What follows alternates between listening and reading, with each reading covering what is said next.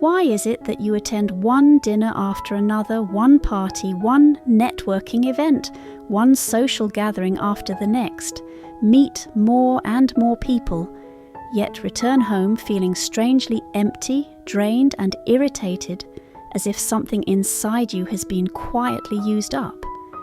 Why is it that you're constantly building connections, your contact list growing longer, names filling your phone and social apps, but when you actually need understanding, support or help, you realise there isn't a single person you genuinely want to reach out to?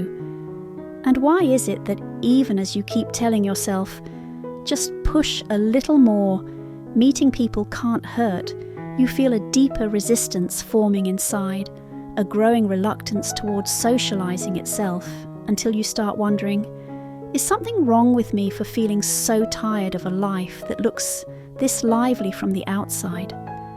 If these feelings sound familiar, then today's conversation is not about being antisocial or lacking social skills, or learning how to be more charming, polished, or likable in group settings. What we're really looking at is something many people are experiencing, but very few are willing to confront honestly.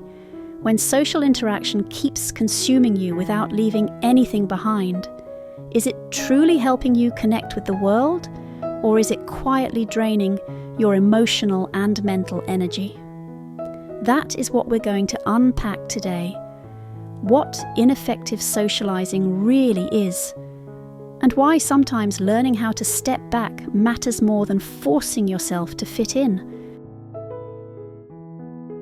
Many people misunderstand what socializing actually means. They mistake frequent presence for real connection. You show up to events, gatherings, group chats, online discussions. You meet new faces, exchange contact information, stay visible. From the outside, your social life looks active, even full. But the real question is simple. Has any of this created something lasting in your life? Ineffective socializing is not about silence, it's about the absence of psychological connection.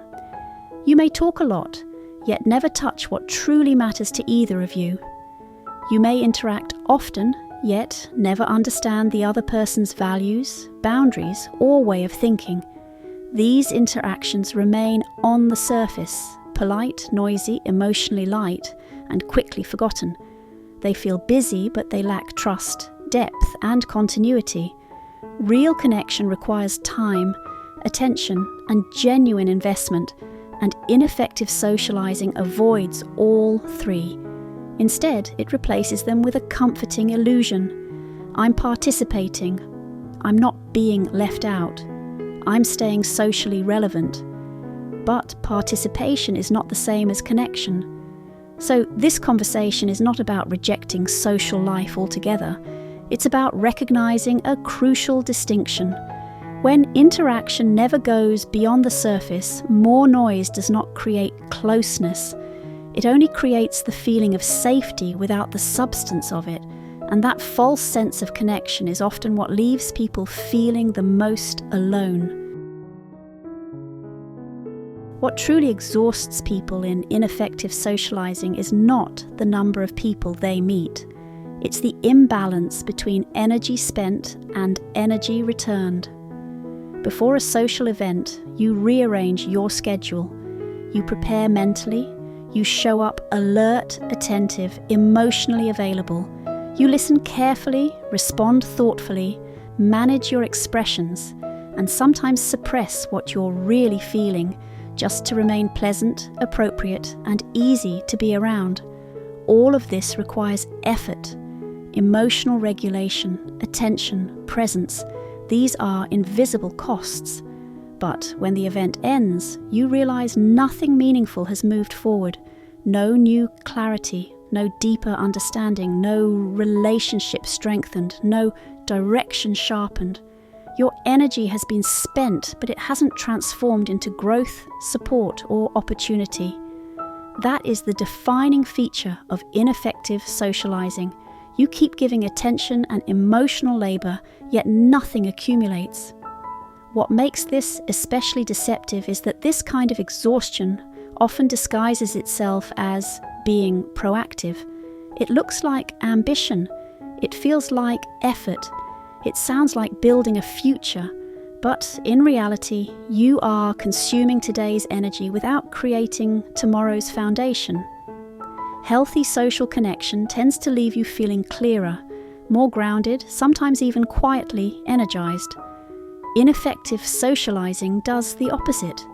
It leaves you emptier than before, tired, but unsure why. When energy keeps flowing outward without ever returning in a meaningful form, fatigue is not accidental. It is inevitable. One of the most powerful illusions ineffective socializing creates is the belief that numbers equal safety. When your phone is full of contacts, your calendar crowded with invitations, it's easy to assume you're socially secure. At least I'm not alone. But when you actually need support, someone who will listen without rushing, someone who understands your situation, someone willing to show up in a real way, you suddenly realize how few people are truly there. This happens because most ineffective socializing builds weak ties. These connections are based on context, convenience, or short-term interaction, not on trust, shared experience, or mutual commitment. Weak ties feel present, but they lack reliability. You may see each other often, you may exchange messages, jokes, updates, but you have never faced difficulty together. You have never paid a real cost for one another. So, when life becomes heavy, these relationships quietly disappear. They were never designed to hold weight. The connections that actually provide support are usually few in number, but stable in structure. They allow silence, they survive distance, they make room for vulnerability. They exist not because you keep showing up everywhere, but because you are known. When your sense of security is built on how many people recognize your name, rather than how many understand your life, what you're holding on to is not connection. It's an illusion that collapses the moment you truly need it. If ineffective socializing is so draining, why do so many people continue to show up, even after they already feel exhausted by it? The answer is rarely rational, it is emotional. At the core, there is a quiet fear, the fear of being excluded, of missing out, of no longer being needed. You may recognize these thoughts. If I don't go, will they forget me? If I say no, will I lose future opportunities? If I step back, will I be seen as distant, unambitious, or difficult? This fear does not come from any single event. It comes from a deeply human need for belonging. We are wired to stay close to the group, even when the group no longer supports our growth. Ineffective socializing feeds on this anxiety. It allows you to prove your existence through presence, to reassure yourself through visibility, to trade depth for frequency. But visibility is not the same as being valued, and being busy is not the same as being needed. When you keep participating out of fear, you are not choosing connection, you are avoiding emptiness. Yet real development often requires the opposite, the ability to tolerate temporary silence, reduced invitations, and the discomfort of stepping out of constant interaction. Only when you are willing to leave spaces that drain you can you create room for relationships that actually sustain you. Once you recognize the cost of ineffective socializing, the goal is not to withdraw from all connection. It is to learn how to distinguish what deserves your energy from what does not. Effective social connection is not defined by excitement or volume. It is defined by depth and continuity. There are 3 markers that tend to matter. First, there is real value exchange. This does not mean transactions or favors. It may be insight, emotional support, perspective, or shared learning. At least one person leaves the interaction having genuinely gained something. Second, there is the accumulation of trust. You do not need to perform or stay endlessly upbeat. You can talk about what actually matters. The relationship can hold honesty without collapsing. Third, there is long-term potential. Even if the benefit is not immediate, the connection compounds over time through familiarity, reliability, and mutual respect. Ineffective socializing offers immediate stimulation. Effective connection offers durable support. One makes you feel surrounded, the other makes you feel accompanied. As you begin applying these standards, the number of people in your social world will likely decrease, but for the first time, the quality of your connections will increase. And with that shift, socializing stops feeling like a performance and starts feeling like something that actually belongs to your life. For many people, the hardest part is not recognizing ineffective socializing. It's knowing how to leave it. You understand that certain interactions drain you. You feel the cost. Yet, when it comes to stepping back, you hesitate. Because exiting feels awkward. It feels rude. It feels like you're risking misunderstanding or rejection. But stepping away does not require conflict or disappearance. Mature withdrawal is not dramatic. It is gradual, intentional, and boundaried. The first adjustment is frequency. You do not need to attend everything. You do not need to respond immediately. Reducing how often you show up is already a form of clarity. The second adjustment is commitment. Instead of vague promises or delayed replies, practice respectful honesty. A clear, calm refusal is often easier for others to accept than ongoing ambiguity. The third adjustment is redirection. Time and energy are finite. When you begin investing them into relationships and work that truly matter, ineffective socializing loses its place naturally.